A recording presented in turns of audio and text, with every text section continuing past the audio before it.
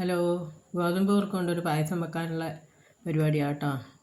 അതിന് തേങ്ങ ചിരണ്ടി പിഴിഞ്ഞ് പാലാദ്യം തന്നെ എടുക്കുക. ഒന്നാം പാലെടുത്ത് അത് കഴിഞ്ഞ് രണ്ടാം പാല്, മൂന്നാം പാൽ എടുക്കുന്നുണ്ട്. അതിലേക്ക് വെള്ളം ഉരുക്കി കുറച്ച് തേങ്ങാപ്പാൽ ഒഴിച്ചിട്ടാണ് ഞാൻ വെള്ളം ഉരുക്കാൻ വെച്ചത്. വെള്ളം കൂടി ഒഴിച്ച് വെള്ളം ഉരുക്കി തേങ്ങാപ്പാൽ ഒഴിച്ച് വെള്ളം ഉരുക്കി എടുത്തിട്ട് 3 പാൽ പിഴിഞ്ഞെടുക്കണം.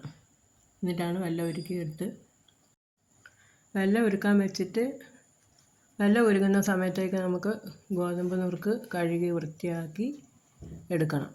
2-3 കഴുകി എടുത്തിട്ടാണ് കുക്കറിൽ വെക്കുന്നത്. ഗോതമ്പ് നുറുക്ക് ഞാൻ തന്നെ ഉണ്ടാക്കിയതാണ്. റേഷൻ കടയിൽ നിന്ന് കിട്ടിയ ഗോതമ്പ് കുക്കറിൽ മിക്സിയിലിട്ട് അടിച്ച് എടുത്തിട്ട് അത് കഴുകി വൃത്തിയാക്കി എടുത്തിട്ട് വേണം 2-3 കഴുകി എടുത്തിട്ട് വേണം നമുക്ക് കുക്കറിലത് ഇട്ടിട്ട് വേവിക്കാൻ. മൂന്നാമത്തെ തേങ്ങാപ്പാൽ ഒഴിച്ച് നന്നായിട്ട് കുറച്ചും കൂടി വെള്ളം ഒഴിച്ച് പാകത്തിന് വെച്ചിട്ട് വേണം കുക്കറിൽ അടുപ്പത്ത് വെക്കാൻ. പാൽ ഒഴിച്ചിട്ടാണ് വെക്കുന്നത്.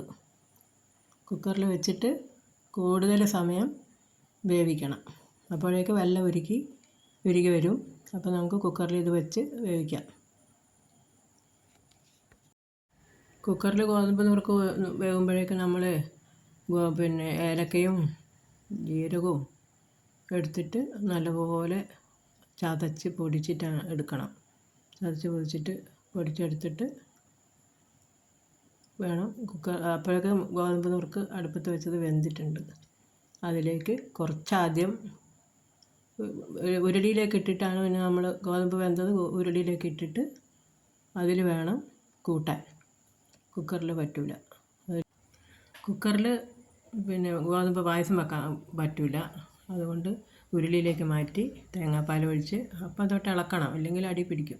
എന്നിട്ട് വെള്ളം ഉരുക്കിയതൊഴിച്ച് കൂടെ ഇളക്കി കൊടുക്കണം. വെള്ളം അരിച്ചൊഴിച്ചിട്ട് നന്നായിട്ട് കൂടെ ഇളക്കിക്കൊണ്ടിരിക്കണം. അതിനിടയ്ക്ക് കുറച്ച് ജീരകവും ഏലക്കായും പൊടിച്ചത് അതിൻ്റെ കൂടെ ഇടണം. ഇങ്ങനെ നമ്മൾ കുറച്ച് സമയം ഇളക്കി അതിൻ്റെ വെള്ളമൊക്കെ ഒന്ന് കുറച്ച് വറ്റിക്കണം. നന്നായിട്ട് ഇളക്കി വറ്റിക്കുമ്പോൾ നല്ലൊരു കളറ് വന്ന് നന്നായിട്ട് വറ്റിക്കുക. അത് കഴിഞ്ഞ് അതിന് ശേഷമാണ് നല്ല പാലൊഴിക്കുക. ഒന്നാം പാൽ ഒഴിച്ചിട്ട് അധികം സമയം ഇളക്കി തിളപ്പിക്കുകയൊന്നും വേണ്ട. കുറച്ച് സമയം ഇളക്കി ചൂടാക്കിയിട്ട് ബാക്കി ജീരകവും ഒക്കെ ഉണ്ടല്ലോ പായസം വെച്ച് അതിൻ്റെ ടേസ്റ്റ് നോക്കുകയാണ് നമ്മൾ കേട്ടോ.